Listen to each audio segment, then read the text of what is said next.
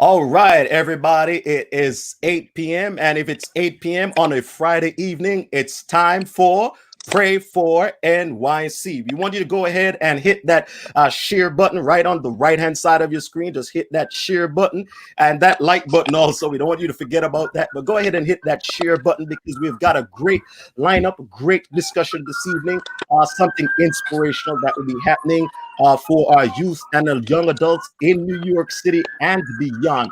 We have a great panel. You don't want to miss this discussion right after this intro.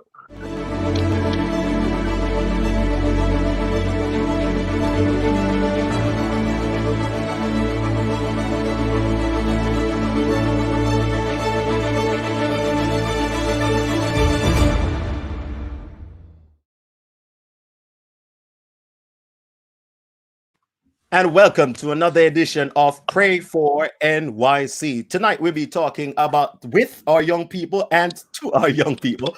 Our young people inspired or discouraged by our church's involvement and response to the things of COVID-19 as well as social justice issues. Tonight is be promised to be an engaging discussion. We have a good panel, great panel here this evening. We want you to go ahead and hit that share button so we can have that conversation. We're going to give our panelists an opportunity to hit the share button also to spread the word, share the video on their timeline.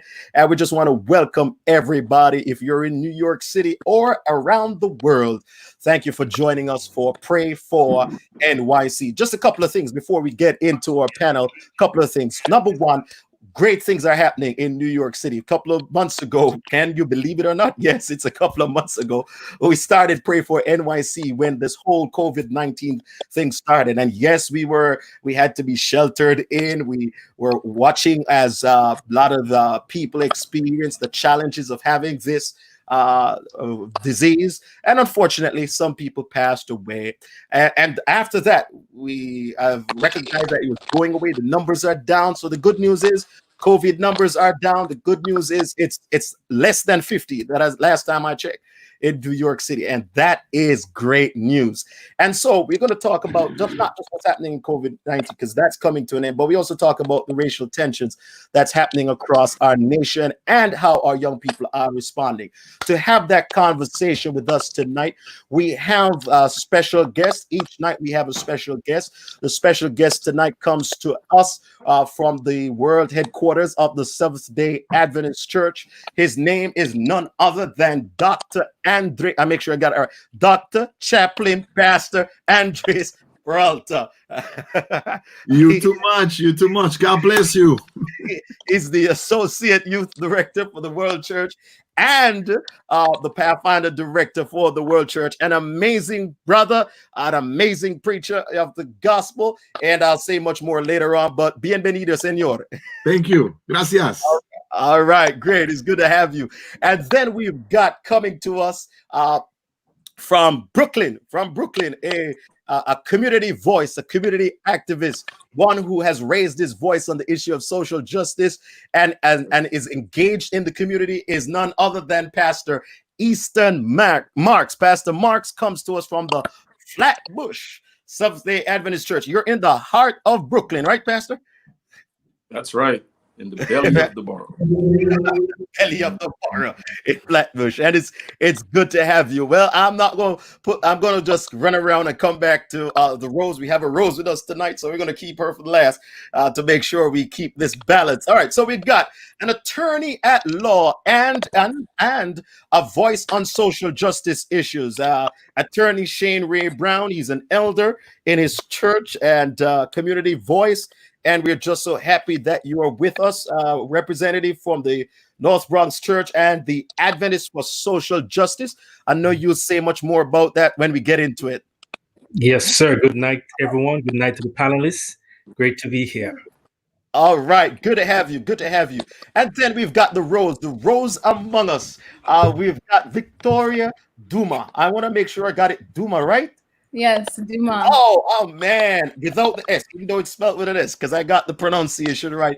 She comes to us from the progressive My Gen Seventh-day Adventist Church in Manhattan. She is a social voice. She is also a New York City educator, and she is the prayer and lead coordinator for her church. And we're just so happy that you are here with us. All right. Thank you for having me. Great to have you. All right, so let's get to it. It's an open, unscripted conversation tonight. We just want to hear from our youth, from our young adults, and we know you represent, all of you represent a level of engagement with our young adults. And so as we ask those who are watching, just go ahead and hit that share. We're online on our website, on our Facebook page, and on our YouTube page. Just go ahead and hit that share button even now. So let's get to it.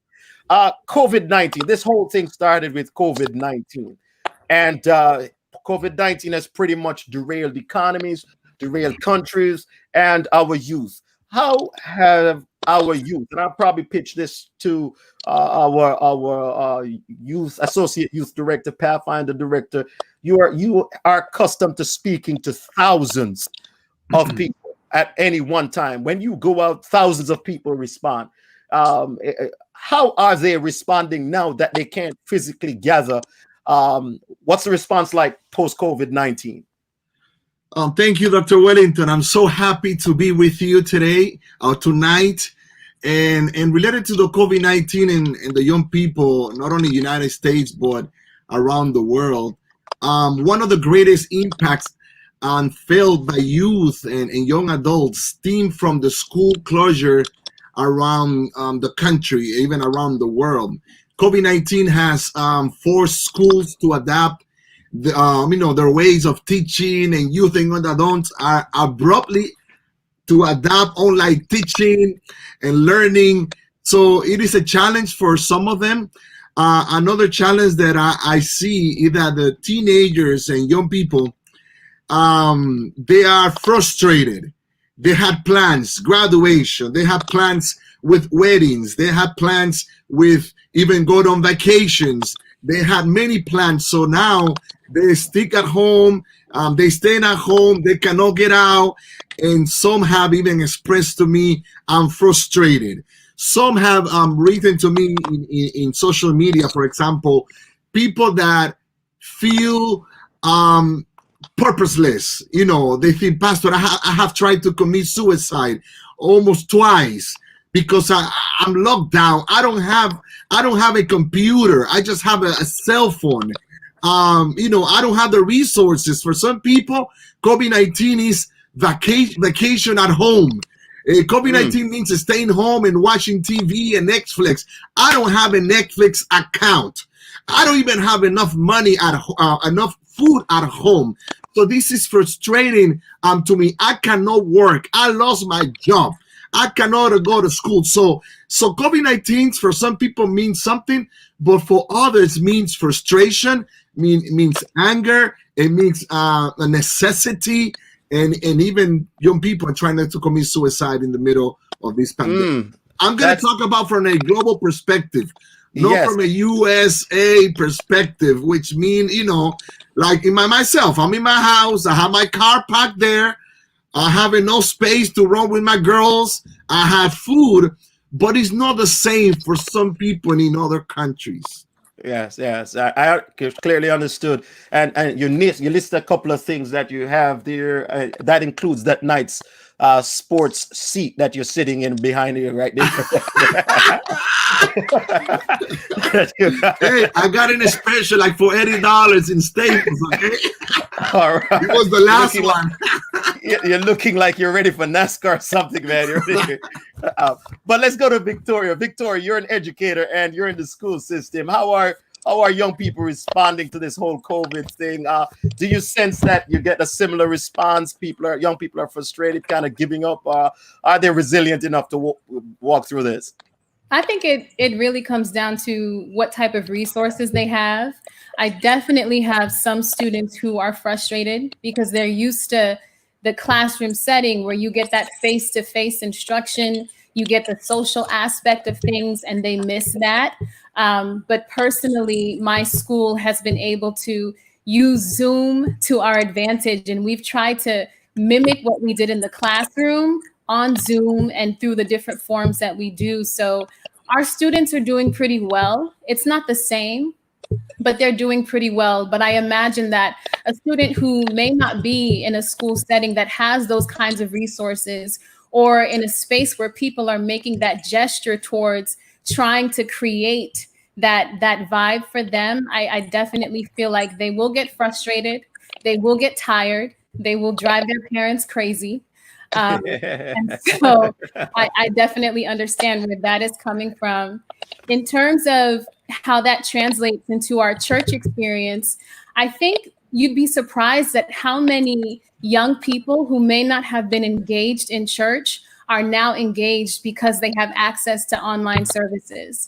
I feel like it's one of those things where COVID-19 kind of gave us a little blessing in disguise, because maybe the child who wasn't going to attend a church service in person is now willing to click on whatever service, whether it's MyGen Live or whatever other services that are available. They'll now be willing to attend church, but in a virtual way. So I do think that there is at least this positive, even in the midst of this troublesome time. That's awesome. Pastor Marks, send me. Are you experiencing a level of engagement among your young adults in your worship experience? And do you feel that there's sense that they're responding positively to worship services on post-COVID-19? Well, actually, with regards to the worship service, it is our younger people who are really helping by being either on the worship team or on the audiovisual crew, because those who are at a certain age don't want to get involved, don't want to get out. So I call on them more to assist if I have need for somebody to come out to what we call the studio now, which is really the sanctuary of the church, because we go there, a handful of us, 6 to 8 of us, and from there we stream. I would ask them, I would ask that age group typically to come. But they're bored, and you hear that a lot. You know, American kids, including the 2 I raised, love that word, bored. And now they're really, really bored. They my generally mean, 4-year-old used that word a lot too, man. yeah, they generally mean they miss their friends, and at a certain age, you know, you miss your friends more than your family. And I could tell that they are just waiting for this thing to go so they can get back to church, they can get back to school and have these normal interactions. But by and large, I am very sad for those who are graduating this year. I have a couple of very outstanding young ladies in my church I was looking forward to their graduation. They're high school seniors. And bear in mind that some of these young people wouldn't get to their school prom ever. Their parents are not going to let them be involved in the prom. So they were looking for whatever celebration they could have had as Seventh-day Adventists outside of the prom. And that's gone too. Tomorrow we are going to have some kind of graduation celebration in the evening on Zoom. I don't even know if that will work, but I am not someone, when I was a teenager, who was going to be looking forward to missing stuff like that. But, you know, the youth are resilient.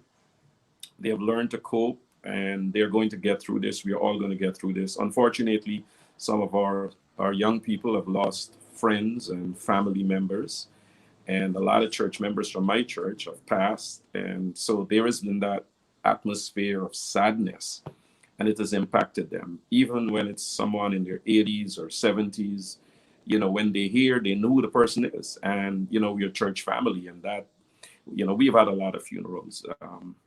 Not to mention my own mom died, and there was that outpouring, including from the youngest, you know, our teenagers. They were very involved in the community mourning. And I know that when we get back to church, it's going to look quite different. A number of faces are going to be gone. But like I said, I know they're going to all bounce back. Those who are going to high school in the fall, those who are going into middle school in the fall, those who are going to college in the fall. You know, it's going to be fine. I hope some of them are actually watching tonight and they'll stay engaged. Later on, I'll talk about their involvement in social justice. But yeah, on this level with the COVID, we have not had any young person I know. By young, I mean our teenager. We've had a couple of young adults who were hospitalized with COVID, but they've survived. They're well now. And So we thank God, All right, great. All right, and I don't want to leave out Shane on this one. Tell us, Shane, we give you a quick second so your voice can be heard. Then we get to address the elephant in the room because everybody wants to get to that one. All right, so Shane, tell us, how do you find? Because you are the leader of the pack of young people. How do you find your young adults? Are they more engaging? Are they more resilient? Or are they happy for the time off from church? Oh, wow. In perspective, I'm sure some of them are happy for the time off from church. I think it had allowed us to rethink what church is, how we can all participate in church, what our connection with God is and with the church, and what our responsibilities to each other is. I find, however, for some of the teenagers that there is some struggle there. Some frustration and some trauma. In my discussion with some of them, they were praying for their teachers. Some had teachers who were in the hospital. And then there's a struggle with the family dynamic when everyone is at home. There is a number of situations that occur. And it's frustrating. I've also had, as an attorney, parents call me regarding custody arrangements, right? These are for kids who are 12, 13, 14, as one parent is trying to keep the child home because they're in fear of spreading COVID. So it has caused, I think, tremendous stress on families. And I think a lot of our youth, our teenagers have experienced that, they've expressed that. I'm just hoping that as we now come out of this situation, that we'll continue to talk about how we maintain family, how we, grow family, how we forgive in family, and respect a youth's experience, a young person's experience within those family dynamics. Great. All right. Thank you so much, Shane. Good point. And that's a significant point because everybody's got to live together all of a sudden, right? And they don't have the work as a form of escape or school. So that family dynamics is significant. All right. So let's get to some of the, I know a lot of our viewers may be waiting to hear on this element of what's happening on the issue of social justice. I'll start with Pastor Peralta. Dr. Peralta, you are the leader, one of the leaders of young adults, Pathfinders in around the world.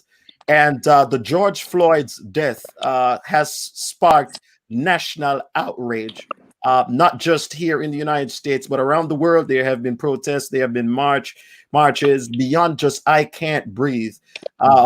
And first of all, let me just give kudos to you and congratulate you for taking the courageous step of leading out and making a statement on that. I'm going to share that video in a minute, and but I wanted to hear from you what motivated you to be so bold to make a statement in light of the fact that our church sometimes doesn't like the whole concept of social justice. Yeah, that's a very good question. I think the young people are tired of us leaders to be too polite and be senseless of what is happening in our society. So sometimes we have to take our hats off and roll up our sleeves and be real with them and empathize with the need, with the local need. I think that's what Jesus did. Daniel made an impact in the empire. Esther did the same thing. They were about to get killed, and the uncle or cousin, whatever you want to call in the Bible, he expressed to her, "You got to do something. You cannot just stay in the system. You have to do something for your people."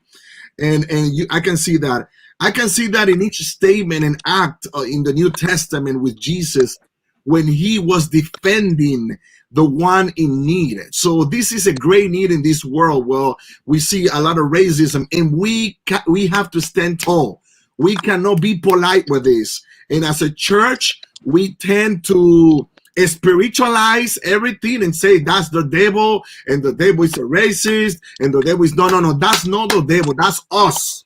and we need to change so we can see the change. So that's what really provoked me and motivated me to, I'm not talking on behalf of the church, because the church sometimes takes too much time to say something, and when they say it, it's too late. So I just want to press my heart and be bold and express it there, even though if I get fired, I don't care. Well, I ain't gonna comment on that piece, bro. But you're from New York, man, so we'll welcome you back. Don't worry, you'll be all right. No, I think let's show the video, because so people can get a context of what was there, and then we'll open up for discussion on it. Hello, family. I just want to share with you my heart today, because I can't breathe. Definitely, I can't breathe. When I face discrimination at work, school, church, or in society in general, I can't breathe. I can't breathe is the cry of our young people today. I can't breathe is the cry of our communities who are tired of a broken system. I can't breathe is the cry of African Americans who are longing for a seat at the table to have a conversation on our current situation. I can't breathe is a cry that results from discrimination based on a status, a skin color, and gender.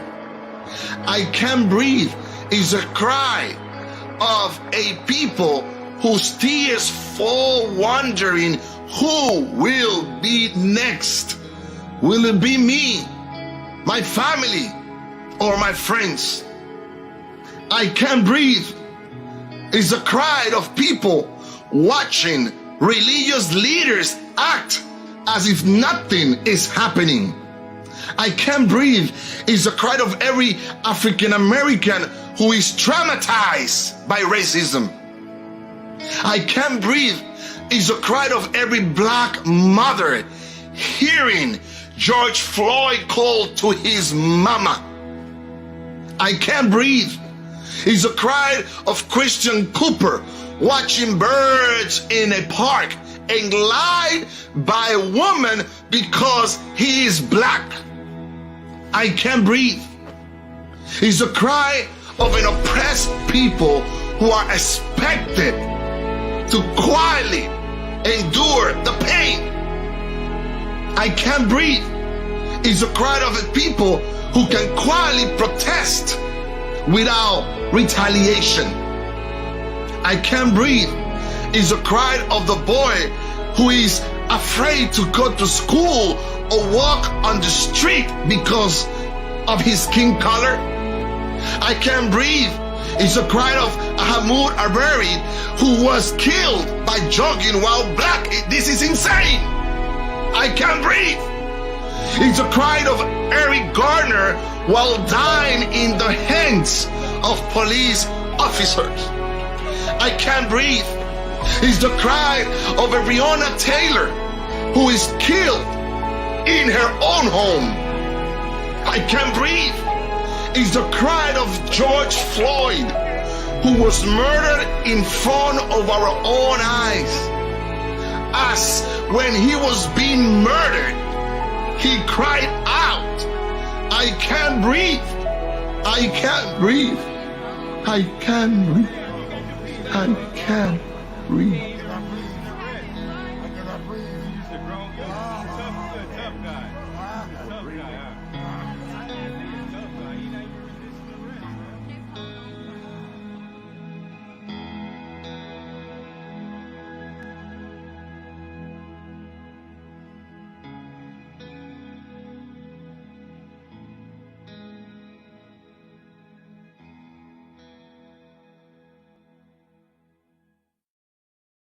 Awesome. Thank you so much, Dr. Peralta, for doing that video. It's an awesome, courageous step, and I think it changed the paradigm of our church and our lead and the expectations to our young adults on the panel and to our pastor. what's the response? What has been the response like among our young people? What are they expecting? Are they satisfied, not satisfied with what they have seen in terms of our church's response to this issue? Oh, to me? Oh. No, any one of them, Shane, or to Victoria, any one of them. Anyone can take it away. I would say that our young adults are, I wouldn't say they're satisfied. I would say that they're kind of holding their breath to see whether or not their churches are going to acknowledge what's happening. I think in the past, we've seen that, you know, this isn't the first time that someone has been murdered because of racism, right? But in the past, there has been a silence surrounding issues that pertain to social justice. And I think our young adults are waiting and watching to see how is the church going to respond. So a video such as this is very powerful because it lets us know that at least someone who is in a position of leadership is stopping to acknowledge this. I remember the Sabbath right after George Floyd was murdered, there was a post on Facebook and someone asked, "Did your pastor acknowledge what is happening?" And I think it's very sad that we're still in a space where we're wondering, will my pastor acknowledge it? I think we need to push our churches to get to a point where we're not questioning, will pastors acknowledge these things? We're at a place and a space where what's the action? What's going to be done? It's not a matter of even talking about it. It's a matter of doing something about it. And so I think that we've seen a lot of progress in terms of how certain churches are responding, but I wouldn't say that we're satisfied. And I think we're definitely waiting for action to take place. What type of action are we looking for, Shane? You're with Adventists for Social Justice. Tell us a little bit about who Adventists for Social Justice is, and what are your expectations of the church? Well, Adventists for Social Justice is an advocacy group made of primarily Seventh-day Adventist young adults whose goal is to bring a light and attention to the injustices of our society, and to call the church in particular to participate in relieving the disenfranchised, the plight of the poor, and all the other social in our society, to say that the church has a responsibility under Jesus Christ, right, to be a part of the answer and the solution, and to be advocates for those who are in need of a voice. And I think what we are looking for at this point in time, first of all, let me thank Pastor Dr. Peralta for that powerful video. I remember when it came out, I was very moved by it.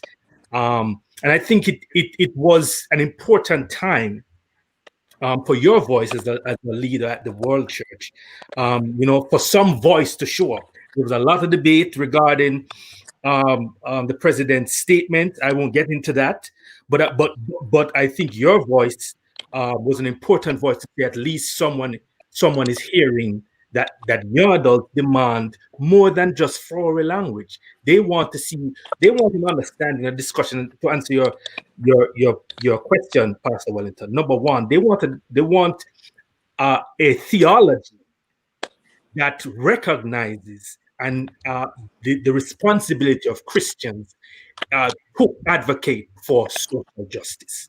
And I think so many times that there's a theology that undermines and silences those who want to speak out for justice.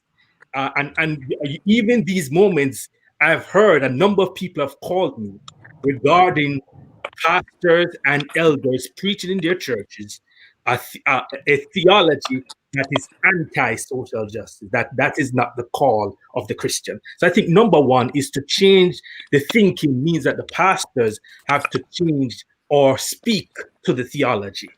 That would be the first step. Then I think that there are things that we all can do, and certainly the church, being such a large entity, a powerful entity, an entity with contacts and network, to help to participate in the discussion about what a relief would mean for people who are marginalized. So what can or great pastors who are very experienced. And I think, I'm one who celebrate pastors and as community leaders, and I think they have their fingers, the pulse on what is happening in their community, what's happening with housing, right? What is happening with education.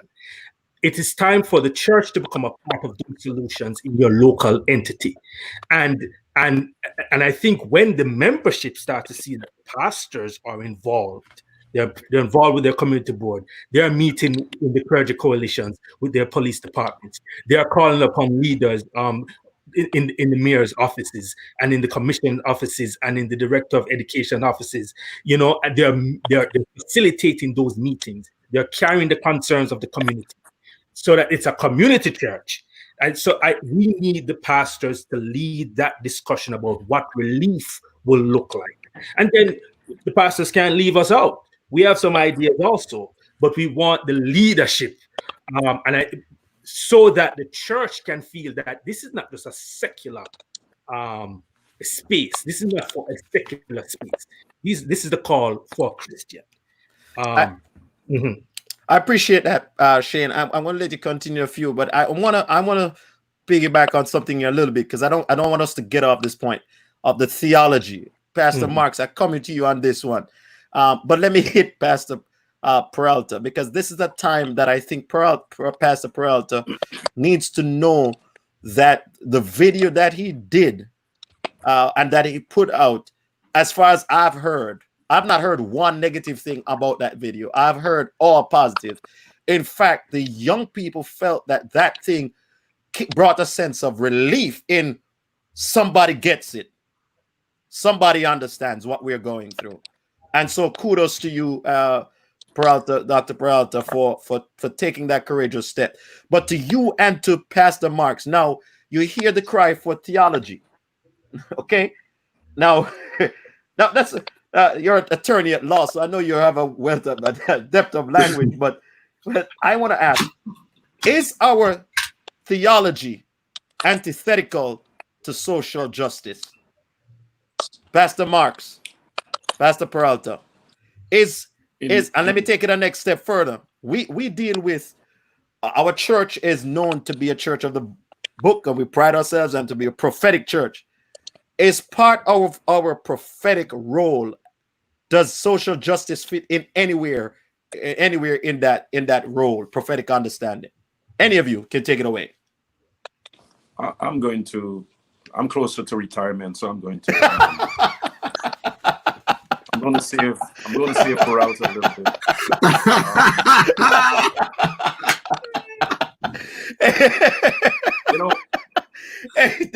But these are the tough questions that our young people are asking. We can't shy away from them. But I'm really glad that Attorney Brown addressed theology. Yes. But before you get to theology, you got to get to the theologian. And I was reading an article by Dr. Calvin Rock a few weeks ago in the Ministry magazine, Archives. And he was literally appealing for more African Americans to do terminal degrees and to offer leadership on this church's theology. And I was really, it got my attention because I realized the point he was making. You get your theology from your theologians.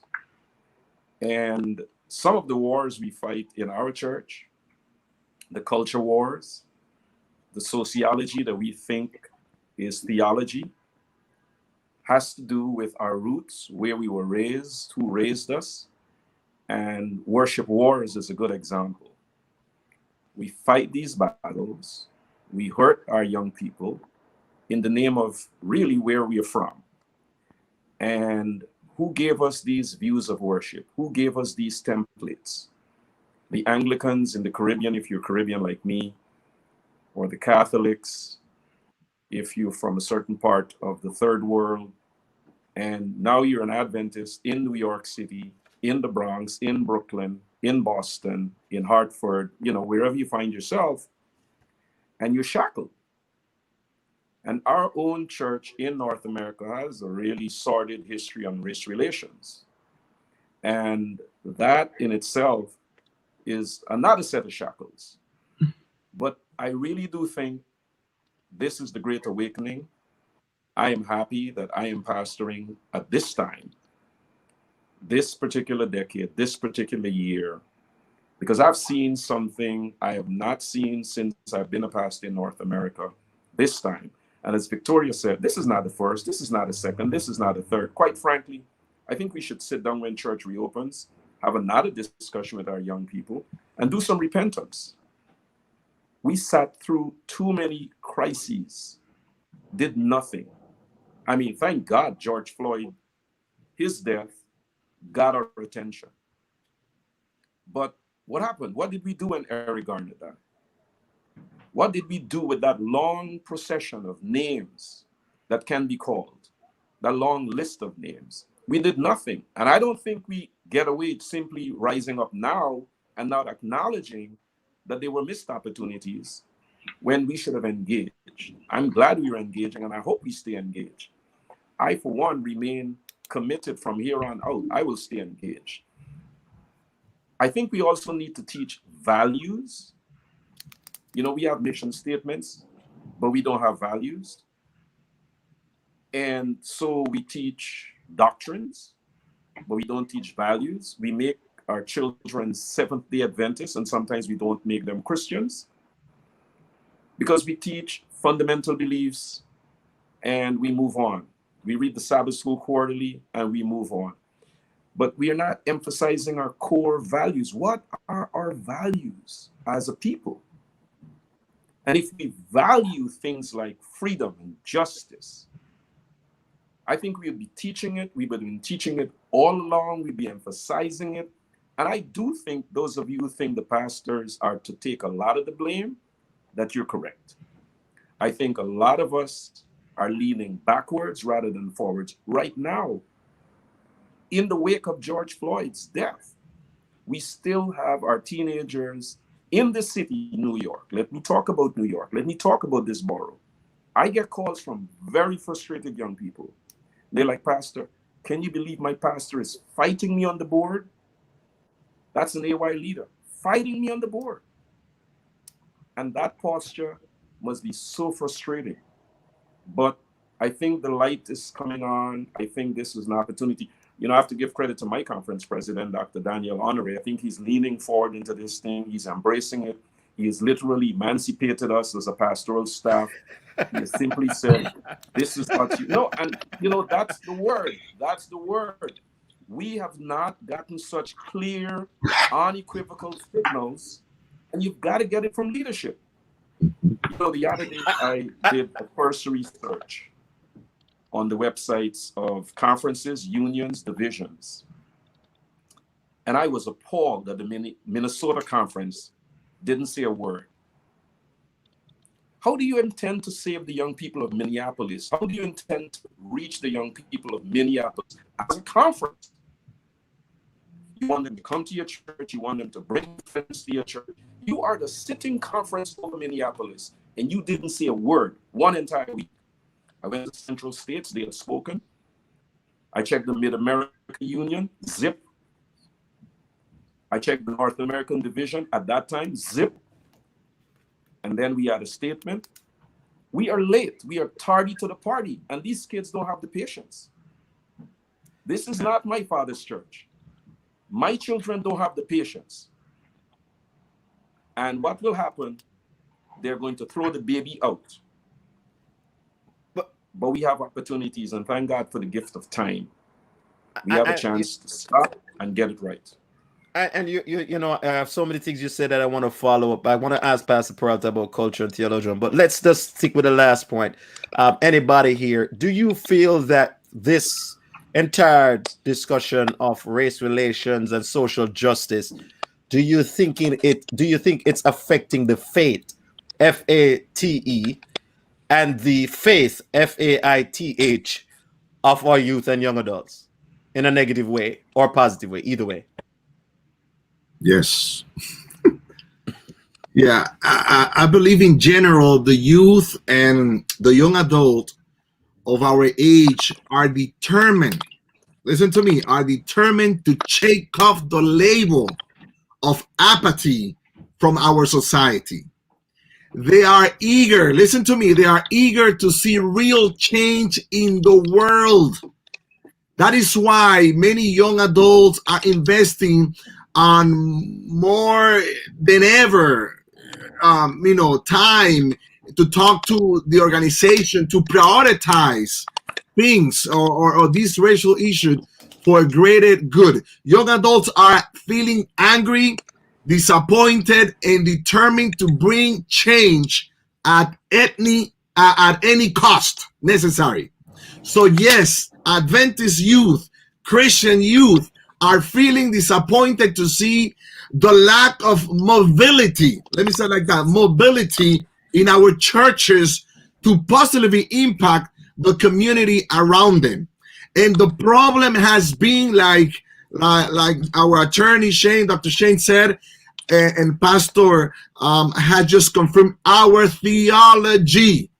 We have not looked the Bible through the compassion lens and just talking about, we are talking about the second coming, and we are talking about this prophecy and the other prophecy, and we are not looking what the Bible is telling us to do at this moment. If you want to make it later, you need to make it now. You need to make a difference now. This is why Jesus was willing to go to the cross, because he was denouncing what the religious leaders in Rome was doing. And people at this moment, their theology is Jesus, and they use some quotes from Desire of Ages. Jesus did not rise riots to conquer Rome and blah, blah, blah. And they're starting misusing quotes and terms that is not even biblical. Let me say this, and let me say straight. Please listen to me. When Jesus was forgiving sins,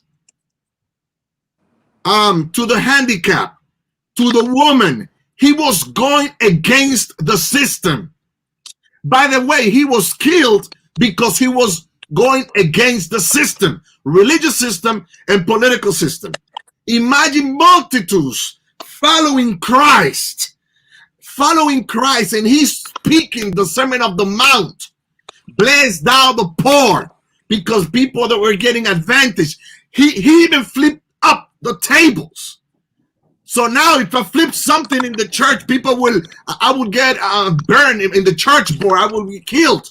Jesus flipped the tables, and he was persecuted because he was one of the most exemplary person in social justice. You have to see it through the Bible. You have to see it. If you don't read it, by the way, and some people try to put Ellen G. White on jeopardy. And let me tell you what Ellen G. White, now that you were talking here, I found a quote that a friend of mine sent me, Testimonial, Volume 1, page 202. Listen to this. First testimony. Look at what she says. When the lot of men conflict with the word of the Lord of God, we are to obey the latter, whatever the consequences may be. And she says, the law of our land requiring us to deliver a slave to his master, we are not to obey, and we must abide the consequences of violating this right to she says, to take God's workmanship into his hand and claim him as his worth.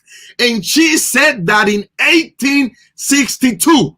Remember, this Civil War was right there, 1862. So you can see that even Ellen G. White in her time, she even had to break the law to save some slaves. And she even sent her son to the South Exxon so she can support the African American community. So I think the problem is our theology, and we are not being relevant into this society. And I'm angry, and the young people are angry too. I'm done. No, you're not done. Yeah. You're not done yet. And I'm sorry. No. That's why we got it here. That's why we got it here tonight.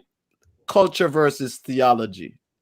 we struggle with this, the culture of and a societal culture where we may have been grown up, or sociology where we've been oriented, and then we've got the church culture versus, we have our various pockets of cultures, and then this whole aspect of theology. How do we bridge the divide of culture and theology in response to the question of Shane, who said that we need more leadership? I think I saw a comment here. I think it was Eddie Hippolyte had a comment about that also, that talked about how are we to speak to issues of the church that we never minister in the absence of a conference leadership. They're saying local conferences should have to lead their people locally, for to wait for people to speak to the thing they do minister to. So how do we bridge that divide between culture and theology? Anybody?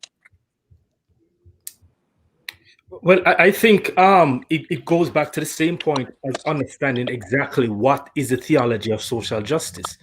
As Christians, it is our theology that ought to shape our culture, ought to shape our mindset, ought to shape the things that motivate us.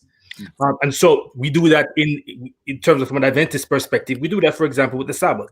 The way we keep the Sabbath is based largely on our theology, our understanding of what is appropriate on the Sabbath. And out of that, we have created a culture, a beautiful culture, many would say, of worship, of rest. Well, there has to be a theology that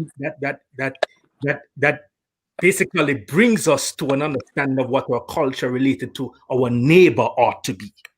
And, I think Pastor Peralta made some very interesting points when he was quoting.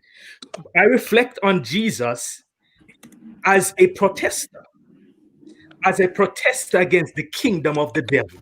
I see no greater protest than Jesus taking off divinity, as Philippians said, and coming down to earth to protest against the system of Satan, and then to advocate for mercy. himself. He can restore us to what he imagined and created us to be. That is protest. So the question always go back to: do we really just want to go to heaven, or do we want to be like Jesus? Both. Exactly right. Exactly. You can't go to heaven and say, "Want to be like this." We must have so much desire to have the heart of Christ, so that will now inform us as to how to move within our space, and that will create a culture. But we need some courage. I'm sorry, it seems like we're lacking. Maybe we don't want to upset the status quo. There are monies involved.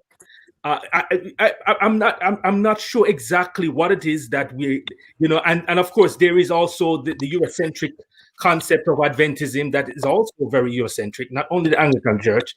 And so maybe, those are the issues. So we kind of gravitate to, the eschatology of a Sunday law, while missing and a religious liberty, while missing the liberties that we all should be fighting for. So I think our theology still, it goes back, has to inform our culture. Well, Victoria, we haven't heard. All right, say Pastor Marks, then I come into Victoria. Well, I was just going to say the dominant culture generally informs the thinking of the group. Say that again. The dominant culture will largely inform the thinking of the group. I'm old enough to remember there was a country named Rhodesia and a prime minister named Ian Smith. I remember a guy named Botha. You had the majority Africans and the minority whites, and they ran those two countries forever. And in all of the mission stories and stuff that we got coming out of that division and that union, I grew up Adventist. I did not hear an appeal in any of those stories, a story that said anything about the suffering masses.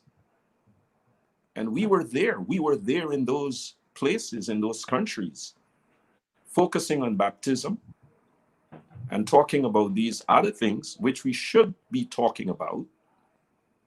But as a kid in the Adventist church, I was a mission storyteller before I became a preacher. I don't remember a story about the sufferings of our brothers and sisters in Rhodesia. That's the kind of stuff I think we got to go back to and say we were wrong. We were wrong during the civil rights struggle when we waited for the Baptists to bring us the freedoms we now have. We were wrong. And I think a day is dawning. I think the kids are taking back the church.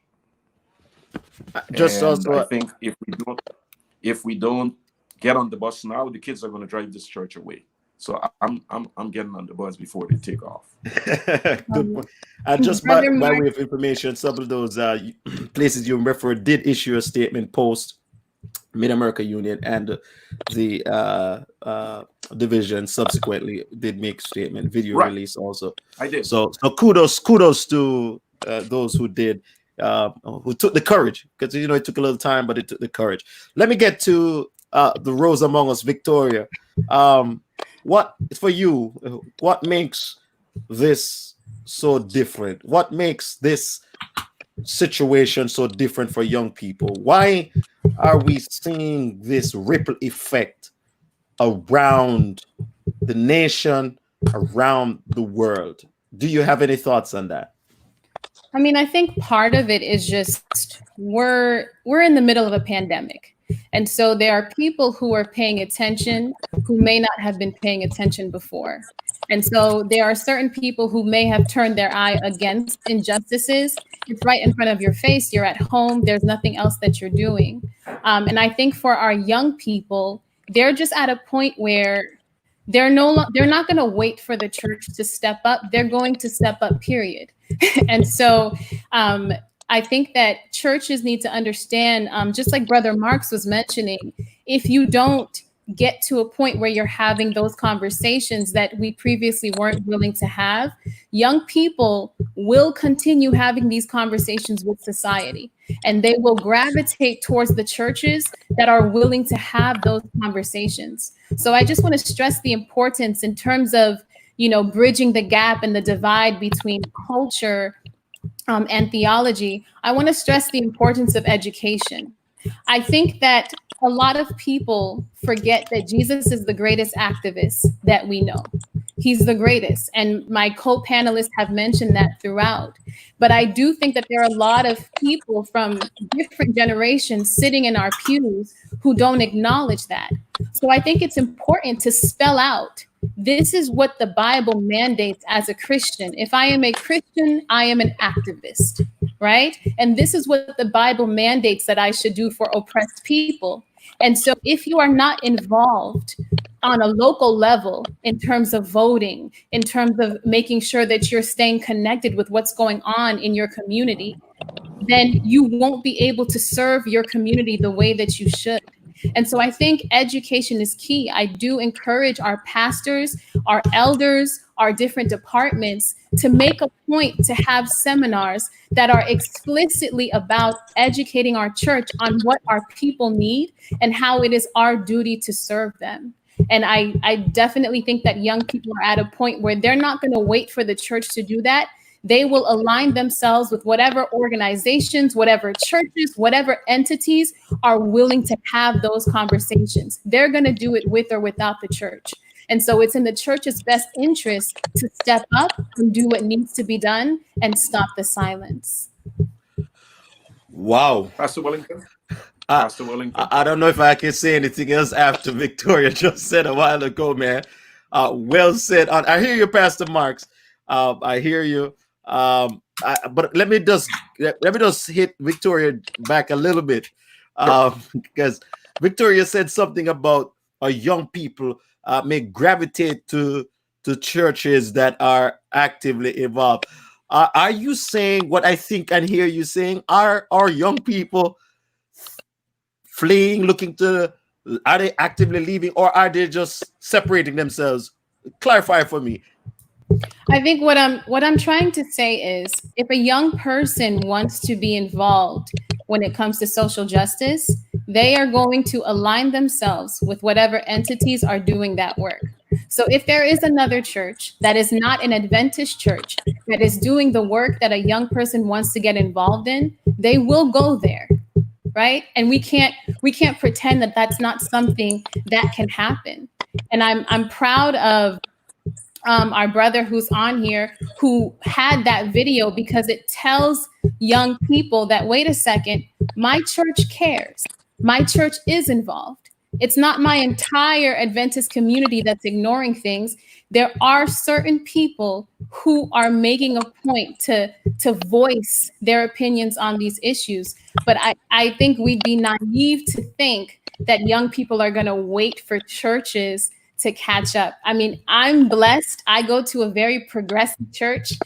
We had a church service that literally revolved around the fact that Jesus is our activist, and we had the conversations that need to be had inside the worship experience. We've also been planning different activities and different movements and community service days where we can be out there giving water to protesters. We had a whole think tank where we sat down and we came up with ideas like, you know, getting petitions started, getting people registered to vote, going out there and doing what needs to be done. So I'm privileged in that sense that I can serve my community the way that God has called me to through my church. But that's not the reality for all young people.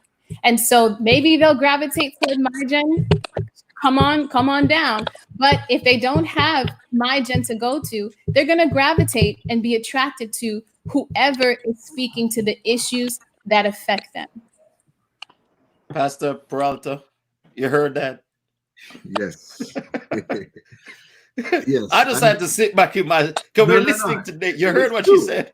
We need, in other words, the young people are becoming more biblical than the pastors and all of us, because they're trying to be relevant to what is happening at the moment. That's what Jesus did. That's what many of the activists in the Bible did. They were relevant to the time. You know, we are thinking over there, but it's relevant now, doing the difference now. You know, this famous quote, I don't know it in English, but on in Spanish, that Jesus, you know, he was relevant to the community, and then he said, follow me. But he mingled with them first. He empathized with them, and he was connected with the community. I don't see why it's so hard to see that. When I see it in the Bible. I know you've been holding, Pastor Marks. I know you've been holding, but let me just get it's interesting you say that. I come into your, Pastor Marks. I'm going to let you go right now. I'm going to let you go. But it's interesting you say that because even though we and those who are participating, you look at those who are crying out for change, Shane, it's cross-cultural lines. It's a generational shift. And the generational shift is saying, if our church is not engaged, well, guess what? We're going to attach ourselves to something that reflects our desire, our passion. And we have to find a way to bridge that gap. Pastor Marks, I'll release you. I know I've been holding you for a long time. Take it away. I want to come back in because you said something about the higher organizations that I named making statements, and I want the record to be clear. When I spoke within a certain time period. Got you. That when this thing happened, day 1, day 2, day 3, there was nothing from the Minnesota Conference. There was nothing from the Mid-America Union. Now, I will say yes, statements were made subsequently. The statement from the North American Division was not there on Wednesday. And that's the point that Victoria is making. I am making. There is a PR issue here.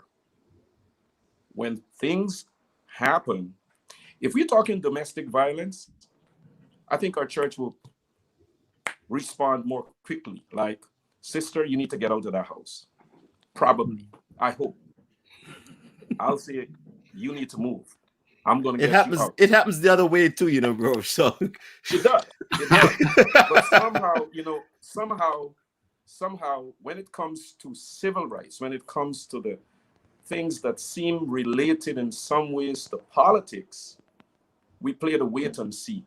And the Freddie Gray thing in Baltimore, when they were in this van, I understand why the church does not want to get out there too quickly and end up wrong.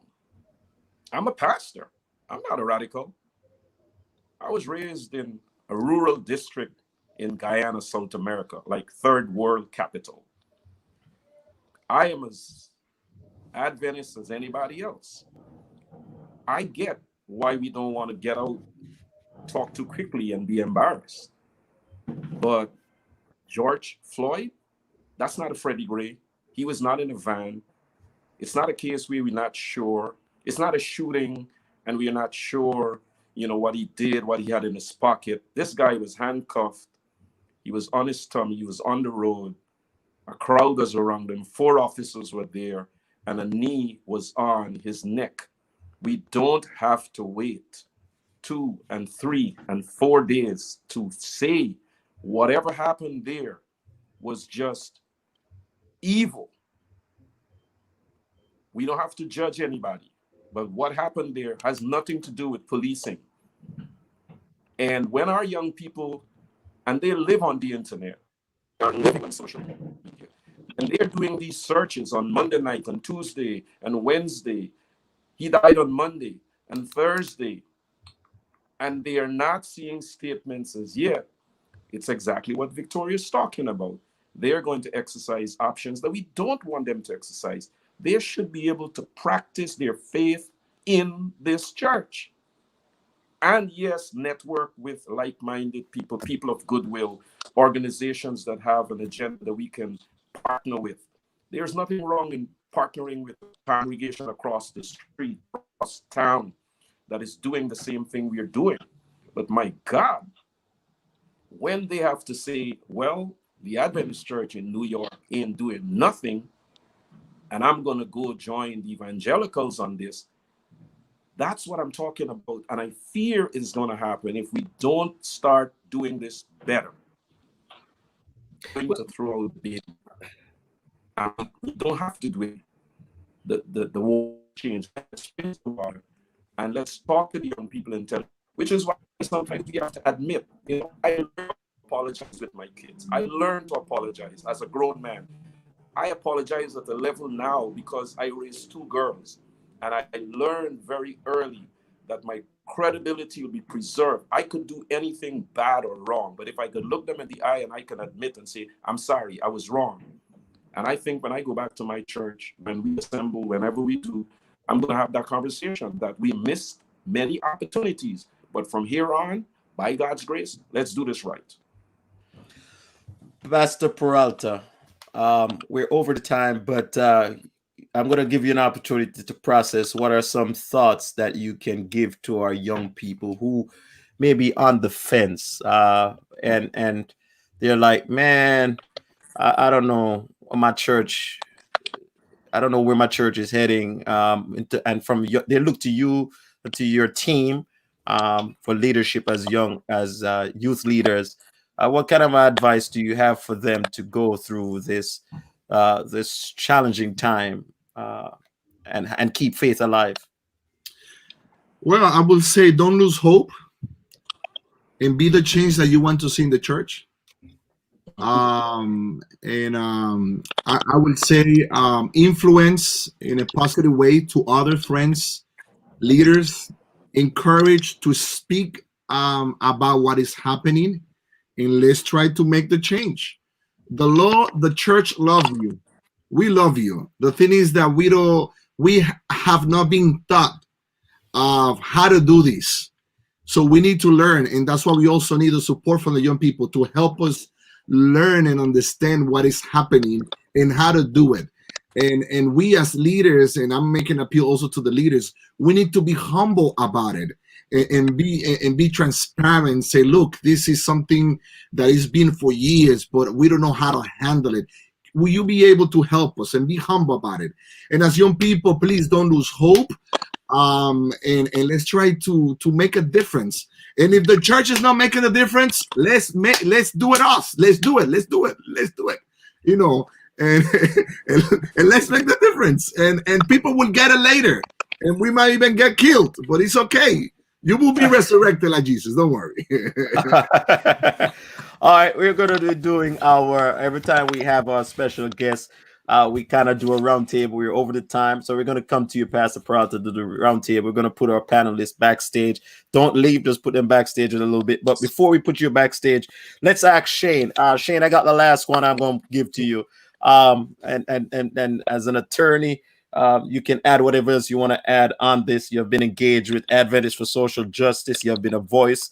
One of the best sermons I've heard on social justice from any young adult or lay person came from you. I heard you preach. You're a powerful preacher. So I'll ask, our young adults have raised their voice on social media by writing their objections, their concerns, their disagreement, their affirmation at some times. Do you think our young people, by expressing themselves so strongly on either side of the spectrum, do you think that they love our church? I think you have, the Bible says, "Who he loves, he chastens," right? That's what God does. I can't judge your love. I can't necessarily view your love as negative if you have called. If you're not leaving, you're calling the church to re-examine its position.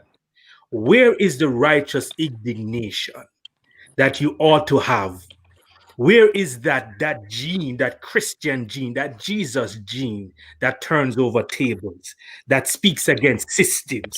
I think if a young person is doing that, it's because the young person loves the church and is disappointed that a church that is called after Jesus, a church that is the remnant church, as we preach, is not forceful and forthright in its call against injustice. So what I'm finding is that sometimes change has to come from the grassroots, from the bottom up.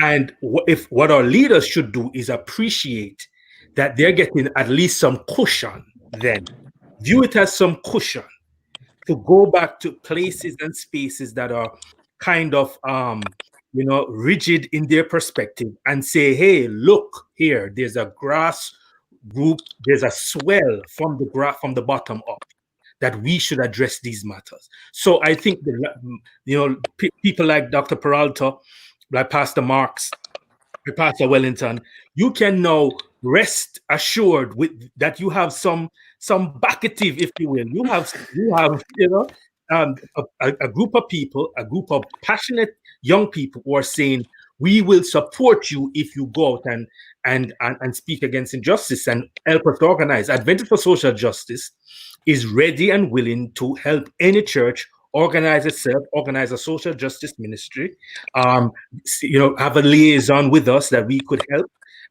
to organize that church. But I think the young people are saying, you got to do what you have to do right now. We're watching you. And if you don't do it, then we're going to really question whether or not you are who you say you are. All right. I would close off. Excellent. Well said. I would close off by saying, be the change. Take away from what Pastor Peralta said. Be the change that you expect and to see in the church. You don't have to wait on organizational structure to be engaged in the community. Start that process. Lead that process of change in your sphere of influence. And we hope that ripple effect will happen throughout the church. All right. We're going to put... put Victoria backstage for a few minutes, just 2 seconds. There you go, Victoria. You ready? All right, I'm going to put you backstage for a minute. We'll put you backstage, Pastor Marks. I'm going to put you backstage. All right, and we're going to take this off. And we're ready for the round table, sir? Yes, sir. All right, here we go. You're fearing what I'm going to ask you, man. Come on, man. All right, here we go. Ready? 3, 2, 1. All right, favorite Bible passage? Isaiah 31. You gotta say it. Oh, but in English, man, you're gonna kill me. En español es bueno porque I mean, well, it has to do, those who wait upon the Lord. Hey, Oh, shall that renew one. their strength. They shall mount up wings because they're all right. Our favorite Bible character outside of Jesus Christ. David.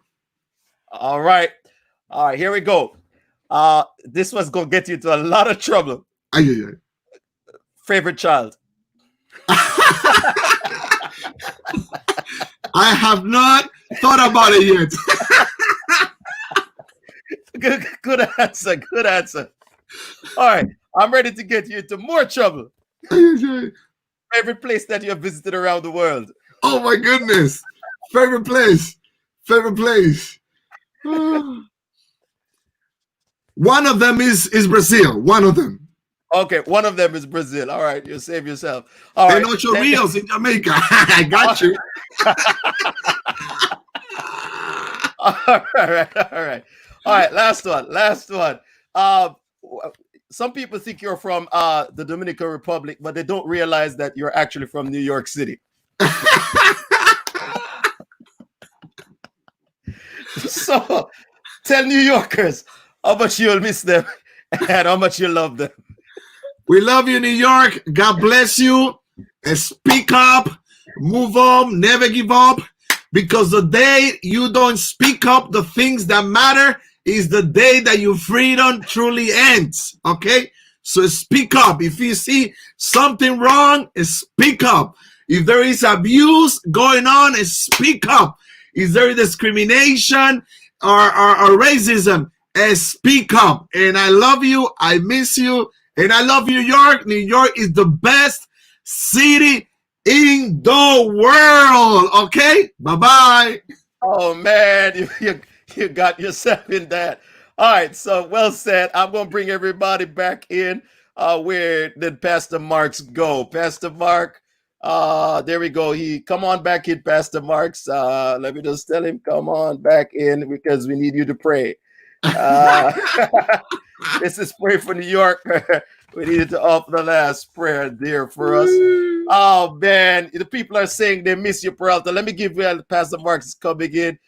There are some folks, Jackie right there. You got Millie there. A couple of people saying howdy to you there. And so there we go. Pastor Marks is coming back in. We're so thankful, Shane and Victoria. It's great having you with us this evening. And Pastor Marks, it's good to have you back and to have you stay with us for the entire time of the program. We had a great conversation. And the change begins with us in our spheres of influence. So I encourage you to make that be that change that you want us to be and want to see. And this is a transformative moment for our church because a couple of things that have happened, I think, out of all of this. I think, number one, there's been an affirmation for those who have been involved in social justice issues. And social justice is not just only about racism or things like that. Social justice is about making sure that we have our community is engaged, or addressing issues that are happening in the community, census, make sure you fill out your census, criminal justice reform, and various other things within the community. Make sure you're involved in your community board. Make sure you encourage your people to register and vote. Simple things like those, because we have to render to Caesar the things that are Caesar and unto God the things that are God. So be engaged in your community. It's part of our Luke 4:18 biblical mandate. Is part of our Micah 6 verse 8 mandate. It's a spiritual mandate. It's part of our prophetic role as a church to minister to people where they are, even as Ellen White says, and draw them closer to Christ. So thank you for watching Pray for New York. As is our custom, we close off with a prayer, and we're going to invite Pastor Easton Marks to offer that prayer for us, praying for our city, praying for our guests that are here, and praying for those who are watching. Pastor Marks, take it away with prayer as we close on out. Gracious Father, we thank you for this night. We thank you for the gift of time, the entire week you gave us, and for the hour and a few minutes we were together having this conversation. Take our flawed efforts and make something out of them. Provide guidance for those who need guidance beyond what we can offer. Bless our young people in particular, and bless our leadership. Thank you for Pastor Peralta, who helps to lead the World Church, the youth of the World Church. Bless us at whatever level we are serving, in our local congregations, in our conferences, in places overseas, far, far from New York. But keep this church through this crisis and bring us back stronger when the doors are open again. And here's the day when injustice will be no more. Our pains will be all gone. Pandemics will never be spoken of again. On that day, may we all be together. In Jesus' name we pray. Amen. Amen. Amen. Thank you very much, everybody. Have a great evening. Thanks for watching. Blessings, everybody. And we'll have a special program next week, Friday night. Again, you don't want to miss it. If it's Friday night at 8 p.m., it's Pray for NYC. God bless. Bye-bye. Thank you.